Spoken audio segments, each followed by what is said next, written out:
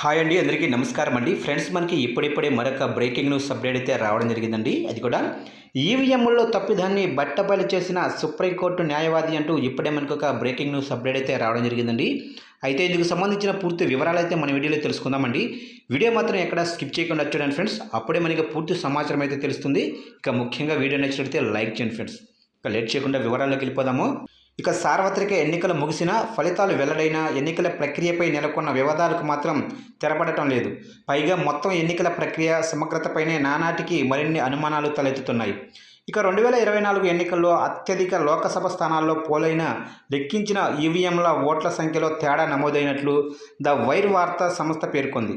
కేంద్ర ఎన్నికల సంఘం అధికారిక గణాంకాలనే ఉటంకిస్తూ ఈ మేరకు కథనం ప్రచురించింది. ఇక మొత్తం 543 లోక్సభ స్థానాలు డేటాను పరిశీలిస్తే ఢామన్, డయ్యూ, లక్షద్వీప్, అట్టింగల్ వంటి కొన్నిటిని మినహాయిస్తే అత్యధిక స్థానాల్లో నమోదైన మొత్తం ఈవీఎం ఓట్ల సంఖ్య అంతిమంగా లెక్కించిన ఈవీఎంల ఓట్లతో సరిపోవడం లేదని వెల్లడించింది. ఇక ఏకంగా 140 పైచిలుకు స్థానాల్లో పోలైన ఈవీఎం ఓట్ల కంటే లెక్కించిన వాటి సంఖ్య ఎక్కువగా ఉన్నట్లు పేర్కొనడం విశేషం. ఇలా 2 నుంచి 3,811 ఓట్ల దాకా అదనంగా లెక్కించినట్లు వెల్లడించింది. పలు లోక్సభ స్థానాల్లోనేమో లెక్కించిన ఈవీఎం ఓట్ల సంఖ్య మొత్తం ఈవీఎం ఓట్ల కంటే తక్కువగా ఉంది. ఇక ఒక లోక్సభ స్థానంలో ఏకంగా 16,791 ఓట్లు తక్కువగా లెక్కించారు. ఇలా తగ్గటానికి దారితీసిన కారణాలపై ఈసీ ఇచ్చిన వివరణ పొంతన లేకుండా ఉంది. ఎక్కువ ఓట్లను లెక్కించడం ఎలా సాధ్యమన్న ప్రశ్నపై మాత్రం ఈసీ పూర్తిగా మౌనం దాల్చింది. ఇక మొత్తం ఉదంతంపై వివరణ కోరుతూ ఈసీకి ఈమెయిల్ పంపితే ఇప్పటిదాకా స్పందన రాలేదు అని తెలిపింది.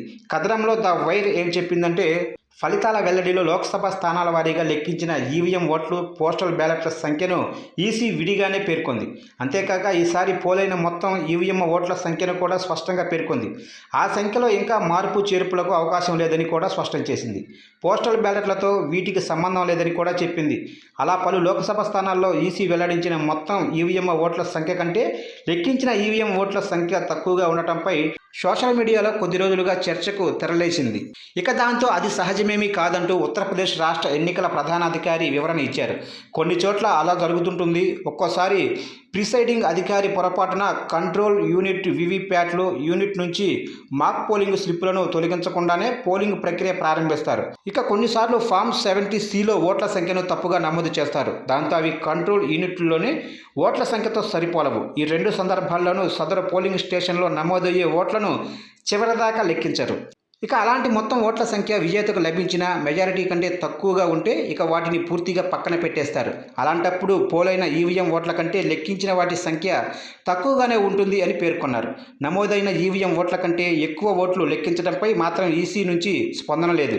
ఒక లోకసభ స్థానంలో విజేతకు కేవలం 48 ఓట్ల మెజారిటీ వచ్చింది. అక్కడ పోలైన ఈవీఎం ఓట్ల కంటే 2 ఈవీఎం ఓట్లను అదనంగా లెక్కించారు. ఇక విజేతకు 1615 ఓట్లు మెజారిటీ వచ్చినా, మరో స్థానంలో 852, 1884 ఓట్ల మెజారిటీ వచ్చినా, ఇంకో చోట 950 ఓట్లు అదనంగా లెక్కించారు.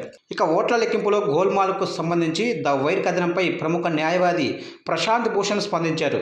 దేశవ్యాప్తంగా 140కి పైగా లోక్సభ స్థానాల్లో పోలైన మొత్తం ఈవీఎం ఓట్ల కంటే ఎక్కువ ఈవీఎం ఓట్లను లెక్కించారు. అసలేం జరుగుతుంది అని ఎక్స్ వేదికగా ప్రశ్నించారు. ద వైర్ కథనాన్ని ట్యాగ్ చేశారు. అహంకారంతో ప్రవర్తిస్తున్న ఈసీఐ ఈ విషయంలో దేశ ప్రజలకు ఖచ్చితంగా వివరణ ఇవ్వాల్సిందే అని డిమాండ్ చేశారు.